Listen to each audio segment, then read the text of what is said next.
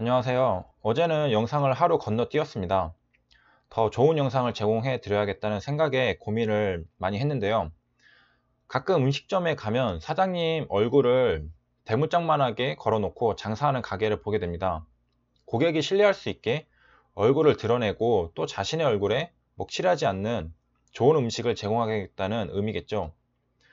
저도 얼굴을 공개한 만큼 스스로도 욕먹지 않게 하나의 영상을 올리더라도 공을 들인 영상을 올리겠습니다. 그럼 오늘 준비한 내용 시작하겠습니다. 경기는 사이클이 있습니다. 호황과 불황이 번갈아 가면서 오죠. 경제위기 10년 주기설에 따르면 2019년은 이전의 경제위기 후 약 11년쯤이 되는 해입니다. 10년 전에는 무슨 일이 있었고 그 당시의 코스닥 차트는 어땠는지 살펴봅니다. 그리고 우리의 가장 주된 관심사인 바닥은 언제 나왔고 어떤 특징이 있었는지 살펴보겠습니다. 2008년에 서브프라임 모기지 사태로 인한 세계 금융위기가 있었습니다. 서브프라임 모기지 사태란 미국의 대출 회사들이 파산한 사건입니다. 리먼 브라더스가 그중 대표적인 회사입니다. 자세한 내용은 다음번 영상에서 다뤄드리겠습니다. 하지만 궁금하신 분들을 위해 간단히 요약하자면 다음과 같습니다.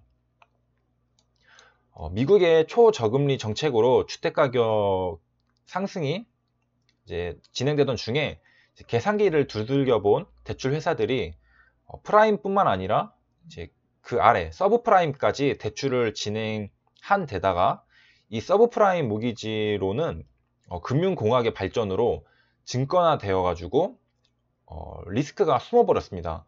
이후 저금리 정책 종료와 함께 미국 부동산 버블이 꺼지면서 서브프라임들이 대출금을 갚지 못하고 자금 회수가 안 되는 대출 회사들은 파산하게 되었습니다. 여기서부터 세계 금융위기가 오게 됩니다. 서브프라임 모기지 사태는 아직 말씀드리지 않은 여러 가지 요소들이 복합적으로 엮여 있고 내용도 많습니다. 여기 보이는 차트는 2007년 8월 14일 코스닥 차트입니다. 상승세를 타고 있었죠. 이렇게 2007년부터 이제 서브프라임 모기지 대출 회사들이 하나둘 파산을 하고 있었습니다. 2007년 4월엔 미국 2위인 유센츄리 파이낸셜이 파산 신청, 8월엔 미국 10위인 아메리칸 홈 모기지 인베스트먼트가 파산 보호 신청을 했습니다.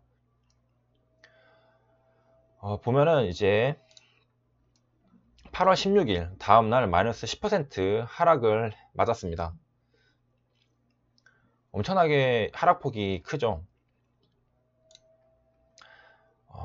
사이드카가 아닌 서킷 브레이커가 이날 걸렸습니다. 사상 두 번째라고 합니다. 금융위기 정도는 와야 이제 서킷 브레이커가 걸리게 됩니다. 이후 흐름은 어떻게 되었을까요? 다시 차트로 돌아가서 이렇게 진행 상황을 보면은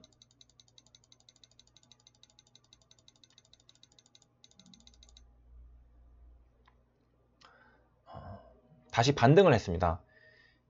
이제 여기서부터 하락이 이제 진행이 되게 되는데요. 지금 처음 서킷 브레이커가 걸린 이날은 상승을 하고서 처음 이제 제대로 된 하락을 한번 맞은 날입니다.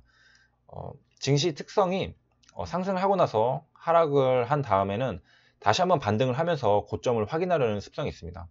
그러고서부터 이제 미국에서 이제 금융위기가 시작되면서 이제 한국 시장도 영향을 받으면서 이제 하락이 진행이 됩니다. 쭉 한번 같이 보겠습니다.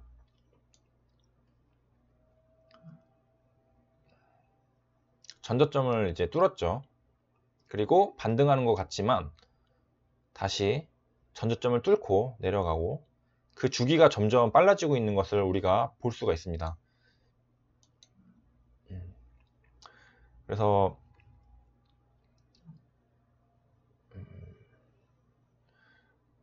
여기까지 보도록 하겠습니다. 10월 28일 여기가 이제 저점인데요. 이 당시의 기사들을 살펴보겠습니다. 기사를 통해서 저점의 이제 바닥 징후를 알아볼 수 있는데요. 한번 같이 살펴보도록 하겠습니다.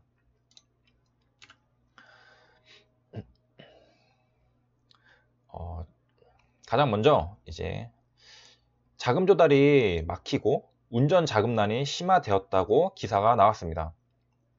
한 대표는 두렵다, 상장을 철회하고 싶은 심정이라고 말했습니다.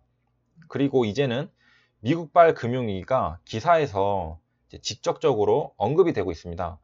어떤 것이 이유인지, 하락의 어떤 것으로 인해서 발생한 건지 긴가민가한 게 아니라 증시 하락의 이유로 정확히 리먼 브라더스의 파산을 짚고 있고 금융위기라는 단어를 이제 사용을 하고 있습니다.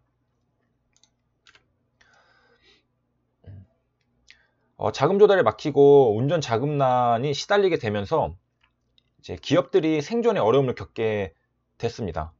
그러다 보니까 이제 상장사의 몇몇 CEO들은 회사는 이제 틀린 것 같으니 자기만 살겠다고 횡령과 배임을 일삼았습니다. 이렇게 증시가 희망이 없자 몇몇 코스닥 기업들이 사기와 상장 폐지 사건들에 연루되었고, 이것은 기업 사냥꾼과 명동사채업자의 공모로 이루어진 것이라는 기사가 나왔습니다. 지금 보고 있는 기사들은 전부 다 저점을 찍었던 10월 28일 날 기사고요. 그리고 이제 하도 하락을 하다 보니까 시가총액이 안녕하세요. 20억 원대인 종목들도 탄생을 했습니다. 박앤셀이라고 했는데 이 시점을 기준으로 증시는 지속적으로 반등을 합니다. 저점에서는 모두가 매도라고 말할 것이란 이제 고정관념이 있었지만 저점이라 좋은 매수 기회라고 하는 기사도 이제 찾아볼 수 있습니다. 그리고 이거는 2008년 10월 27일 전일 기사인데 3, 4분기에 양호한 실적이 나왔음에도 주가는 하락했다는 내용입니다. 보통 주가는 기업 실적에 선행한다고 알려져 있지만 금융위기 동안에는 기업 실적이 턴어라운드 하는 시기였지만 투심이 완전히 죽어서 오히려 하락하고 있었습니다. 어떤 기업은 영업이익이 흑자 전환했는데도 하한가를 갔습니다. 이때는 하한가가 이제 15%일 때이죠. 그리고 이제 기업들은 주가 방어를 위해 자사주 매입을 많이 했습니다. 최근에도 이제 자사주 매입하는 이제 기업들이 종종 보이죠. 그래서 이제 차트로 넘어와서 차트상 바닥 징후에 대해 살펴보도록 하겠습니다. 그래서 진행 상황을 같이 보면은 가장 특징으로 이제 쌍바닥이라는 것을 알 수가 있겠습니다.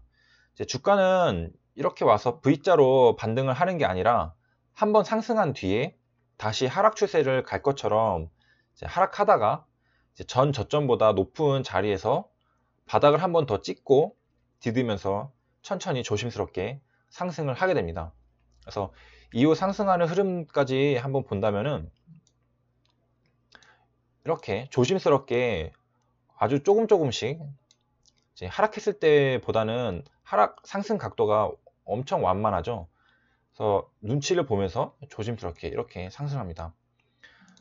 그리고 한 가지 이 저점에서 수급이 과연 누가 샀을까 궁금하시잖아요. 한번 찾아보시는 것도 재밌을 것 같은데 정답을 알려드리면은 개인이 매수를 했습니다.